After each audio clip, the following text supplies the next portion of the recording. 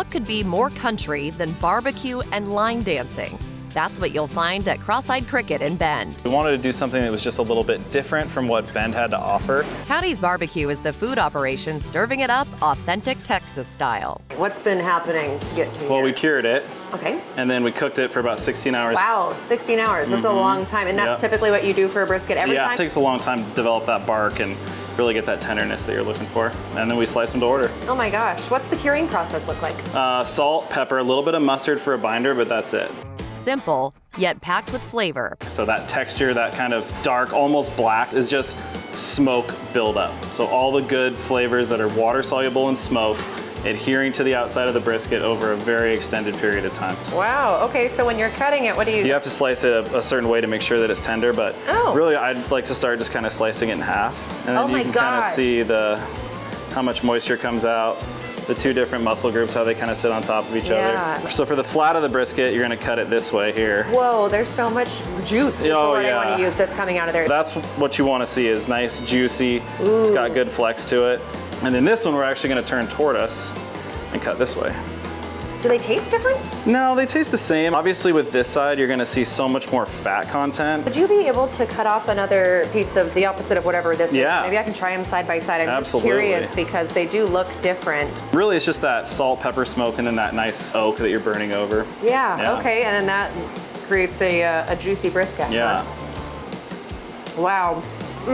That is good. I'm glad you like it. There's a lot of flavor in that smoke too. What made you guys want to do Texas style? Just something new and different and a challenge, because it's not easy. Yes, for sure. Man, that's good. And that fat in the middle is really good. With this, with all that time, it's so soft that as you're chewing through it, it's just kind of almost coating your palate versus like having to chew on it. Currently, the brisket is just available on Fridays, but there are several other types of meat to try on any other day. What else do we have on this beautiful platter Yeah, here? so that's our pork shoulder. Ooh. Yeah, so again, that's cured overnight and then smoked for about 6 to 8 hours, and then we wrap it and finish it up in the oven typically. Salt, pepper again on that, a little bit of orange juice in the finishing process, but again, I really just let the meat shine, let the smoke shine. You can choose from a variety of sides, like tallow fries, smoked mac and cheese, tangy coleslaw, and house pickles.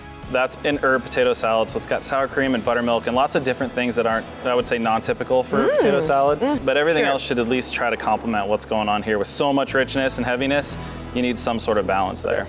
Of course, there are a number of sauces to enjoy with your meal. That's the vinegar sauce, like a South Carolina barbecue sauce. So heavy vinegar, heavy fermented chilies, lots of black pepper, lots of sugar, Worcestershire, like all those things you can typically find in there. They also have several burgers and sandwiches. We've always kind of been known for burgers, so we didn't want to go totally away from those. But this burger in front of you here is our smoked burger. So again, we take all of our brisket trim, we grind it, we smoke it, and then we sear it pretty hard on the flat top to order. And then we have a crispy chicken sandwich here, Nashville style. So again, that's got a lot of heat to it. Just slaw, house-made pickles, Big Ed's bun, shout out to Big Ed. Luke's been in the culinary world for a long time, but had yet to give barbecue a try.